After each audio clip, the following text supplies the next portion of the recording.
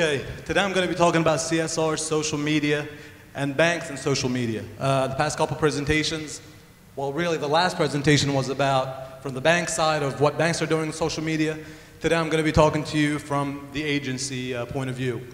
First of all, I'm Ahmad Dimashkieh, Senior Consultant at Social Aim. First of all, the client brief. Our client was BLC Bank. They came with us with three basic things that they wanted to do. They wanted to establish their social media presence, they wanted to generate buzz around the new page, and they wanted to, of course, attract and engage new users. So what did we do? It was a plan. Objectives. First of all, our objective was to highlight the bank's commitment to CSR. As all of you know, CSR is a hot topic, whether it's in the banking industry or any industry in general. That's what's hot right now. Second of all, we want to flip the script. Instead of banks giving individuals, as usually happens, this time we decided to let the bank give back to a community. So what did we do? We made the Facebook page into a fundraising campaign.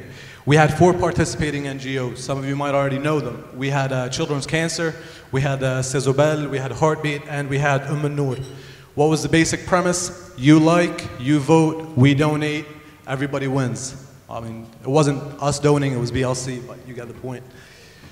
This is the beginning of the page, 12/13/2011. 8 fans, is that right? 8 fans. This is how it started. This is where it all began.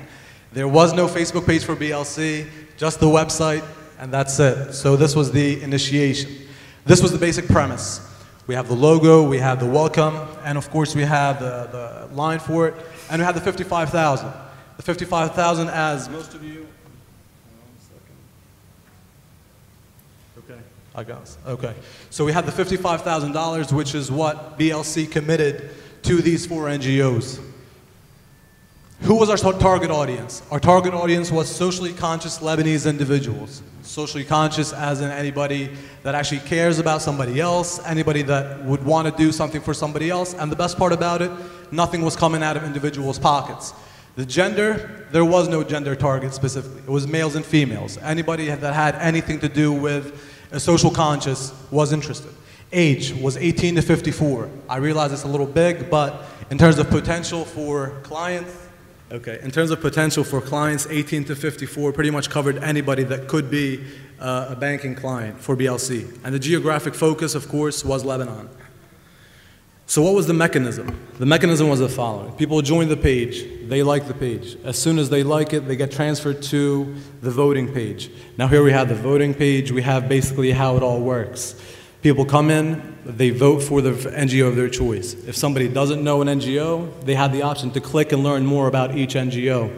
After that, they would click on the box. That box had information about the NGO, and they had information about how to donate directly to each NGO. After that, they would click on the box that they wanted to share, and then they would go to the post vote, the follow through. This is where we got the pop-up window thanking the users for their voting. We had the call to action, share via the wall or private message, and then we had the invitation to visit other page tabs, or of course return home to the website. So the figures, it was a successful campaign. For us, absolutely. For BLC, absolutely. This is the graph for the new fan acquisition. This is the straight out of insights from Facebook. This gives you some idea about the new likes and the unlikes. As you guys can see, the unlikes remain pretty consistently at a low, and then we have the like sources. Now here's more details on the numbers page. The pre-publishing of the page on December 13th, there was 8 fans. That's 8 combined between some of our guys and some of BLC's guys. This was pre-publishing. This is everything that was doing testing and whatnot. Average new fan acquisition per day, 760. And let's keep in mind that this campaign was only running for 30 days. So in terms of 760 per day, that's, it's not too shabby. Peak day for new fan acquisition was 3,100. And total fans acquired by 1/16/2012, 22,800.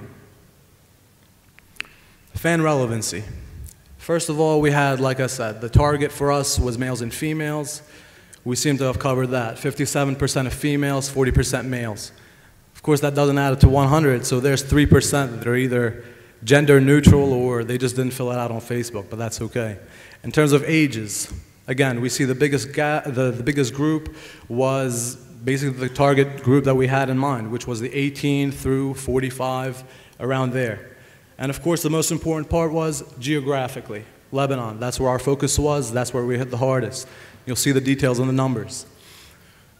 In terms of age demographic, from 18 to 45, even 18 to 44, and the 45 pluses, which was 8.6%, we basically covered 81.9%. The remaining 19%, that was people that were 7 to 13 and then 55 plus. Both areas that, 13 to 17 are non-banking clients, and 55 plus are very less likely to actually switch banks. In terms of geographic relevancy, we had Lebanon at 86.7%, combined with the expatriates living in the United States, France, and the Gulf, came out at 89.6%. That's nearly 90% of the people that we were targeting geographically. The impressions, again, this is the insights page, and the details are also in the numbers. The first week of the page launch, we had reached 20,000 people. This means that 20,000 people had seen anything and everything that has to do with a BLC Bank NGO campaign, which we did. That was just the first week. The first week of the campaign bumped up to 180,000. At the peak week of the campaign, 500,000 people saw anything that has to do with a BLC Bank NGO campaign. That's 551,000 people, some of which went in and participated, some of which didn't. The point is, impressions were made. How it wrapped up at the end of the campaign, it was Heartbeat that won. BLC took out the representatives from the NGOs. They took them out to a nice luncheon. No big checks were signed, but a lot of handshakes, lots of kisses, lots of good lucks, and lots of thank yous. So how was the overall experience for us? First of all, the lessons from a technical point of view. We had to minimize the number of clicks to participate. That's one thing that we had to learn, and we learned it relatively quickly. What happened was, when we first had the page launched, we had 3 pages. First was the welcome page, or the landing page, and then after that, there was another page after somebody clicked like. This one additional page, it ended up costing us about 2,600 votes. How we came up with this number was the number of people who came onto the page and didn't end up voting. So we ultimately just removed that page off, and we decided to redirect right from the liking page to the voting page. Another lesson that we learned was, do not try an untested SSL certificate. There was a gentleman earlier talking about security and HTTPSs and everything like that. This is something that we had to learn kind of the hard way. What had happened was, it was an internal situation where the guys that usually provide us with the SSLs, there was a miscommunication with them. We went with an SSL certificate that we had no experience before, kind of messed things up a little bit for us, but cost of the lesson, frustrated posts appearing on the wall. Now, some other people, some other pages, they end up deleting or banning people that put negative comments. We actually dealt with it. The lessons from a non-technical stand. First of all, the integration or the mentioning of the Facebook page and offline media. Now, this is something that we didn't have much to do with, because in terms of the client only decided to commit about $5,000 worth of digital media campaign. Given that amount of money, it was our advice for them to, first of all, invest more in online. Second of all, integrate it in offline. Anything in print, radio, TV, anything like that. We believe that that would have boosted the number of engaged users. But again, 22,800, 1 month on a $5,000 media campaign budget, that just shows how much the campaign actually went viral. The other lesson that we learned, the NGO should have been more active. Now, this falls almost 50-50 between us and the client. We provided the action plan for the NGOs. The client did it, and then we were supposed to just follow up. The NGOs could have done anything, a number of things for them to actually increase the engagement. Anything from mass mails, digital banners, talking about it on their Facebook page, talking about it on the website. A number of things could have been done that, that we would have benefited from. The conclusion. We had an option. We had an option of either going with something that's tried and tested, which is what a lot of companies, I'm not focusing on just one industry, which is a user goes in, they do something, they upload a picture, they tag themselves, they do something like that, and then they get people to follow it or like it or share it. And we saw a number of campaigns where that actually backfired. We started getting, they started getting spam, they started getting fake voters and a number of things like that. So with us, we went with a gamble. We decided not to play on people's greed and actually went with something that actually rewards a community or rewards an NGO. And for that, it paid off for us. For that, it paid off for BLC. And for that, it was a successful launch of the campaign. This is the conclusion. This is how it looked like. The NGOs have won. BLC thanks everybody for voting, and we thanked everybody for participating. And I thank you for your time.